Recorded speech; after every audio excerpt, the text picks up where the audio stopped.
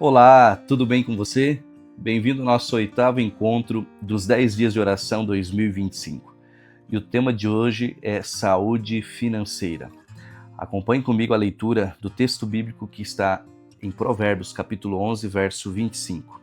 A pessoa generosa prosperará, e quem dá de beber terá sua sede saciada. Certo dia, o evangelista John Wesley estava percorrendo uma vasta propriedade com um orgulhoso dono de terras. Eles cavalgaram durante horas e viram apenas uma fração daquela fazenda. No final do dia, quando eles se sentaram para jantar, aquele fazendeiro perguntou de maneira ávida: "O que o senhor achou do que viu hoje?" E a resposta de John Wesley foi: "Eu acho que o senhor vai ter dificuldades para abandonar tudo isso." Quando Deus nos pede para sermos fiéis em tudo o que temos e somos, Ele está tentando nos ensinar a entregar as coisas terrenas para sermos capazes de receber as riquezas eternas e infinitas do reino celestial. O poder dos recursos quando usados para o bem. Veja esse texto que está no livro A Ciência do Bom Viver, página 176. O dinheiro é um legado de Deus. Não nos pertence para gastá-lo na satisfação do orgulho ou da ambição.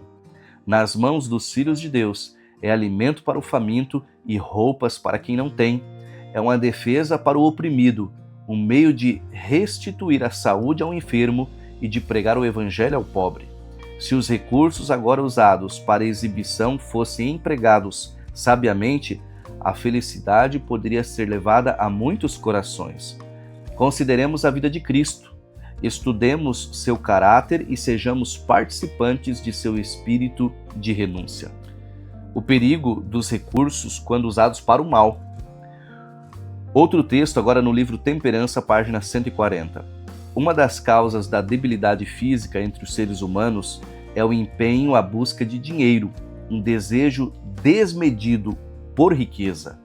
Alguns limitam a vida a acumular bens, sacrificando o descanso, o sono e o conforto por esse único objetivo. Seu corpo naturalmente forte se debilita, a doença se instala como consequência do abuso da força física e a morte encerra o cenário de uma existência distorcida.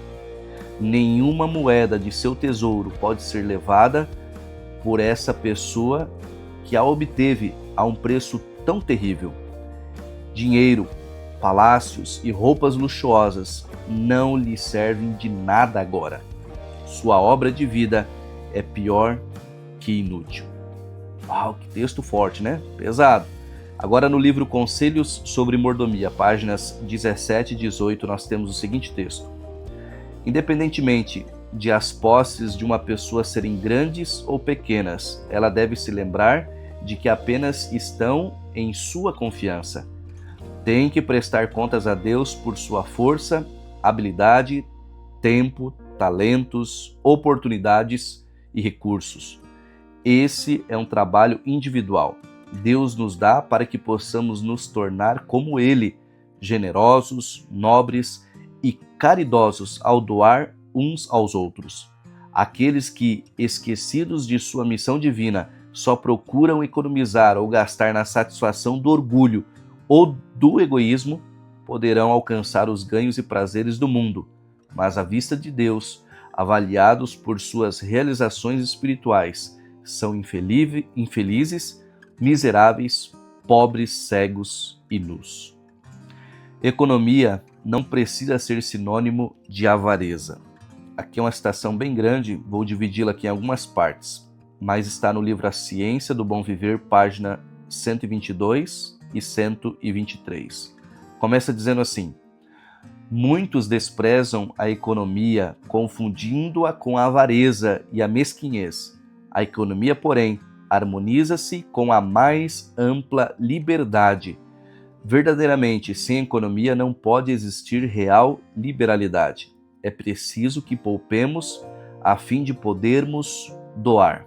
E o texto continua: ninguém pode exercitar verdadeira beneficência sem abnegação. Unicamente por uma vida de simplicidade, de renúncia e estrita economia, nos é possível realizar a obra a nós designada como representantes de Cristo. O orgulho e a ambição mundanos precisam ser expelidos de nosso coração. Em toda a nossa obra, o princípio do altruísmo revelado na vida de Cristo tem de ser desenvolvido. Nas paredes de nossa casa, nos quadros, na mobília, devemos ler: recebam em casa os pobres que estão desabrigados. Em nosso guarda-roupa, precisamos visualizar, como que escrita pelo dedo de Deus, a mensagem: deem roupas aos que não têm. Na sala de jantar, na mesa coberta de abundante alimento, devemos ver escrito: repartam a sua comida com os famintos. 1000 portas de utilidade se acham abertas perante nós. Lamentamos muitas vezes os escassos recursos disponíveis, mas se os cristãos demonstrassem completo fervor, poderiam multiplicar os recursos 1000 vezes. É o egoísmo, a condescendência com o próprio eu que entravam o caminho à nossa utilidade.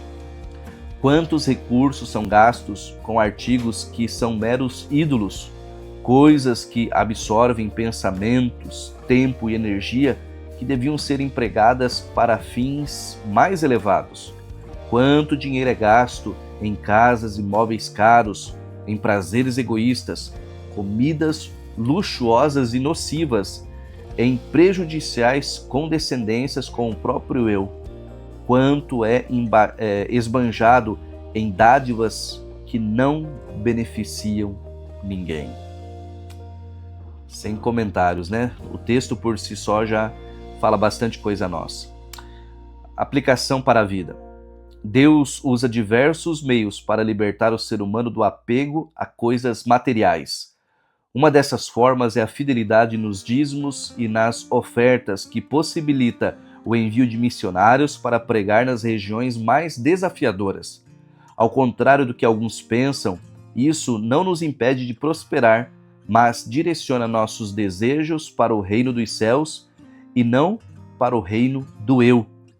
É preferível viver com o que sobra de nossa renda após dedicarmos parte dela ao Senhor do que viver com ela integralmente, mas sem seguir a vontade nem os planos de Deus. Motivos de oração. Número 1. Ore por sabedoria para honrar a Deus com o uso do dinheiro e ser fiel nos dízimos e nas ofertas. E número 2. Continue sua oração por seus 5 amigos. Ação missionária. Faça algo por alguém que precisa de ajuda. Você pode doar alimentos, roupas, remédios ou materiais de higiene e limpeza. Convide seus 5 amigos de oração a fazerem o mesmo. Deus te abençoe.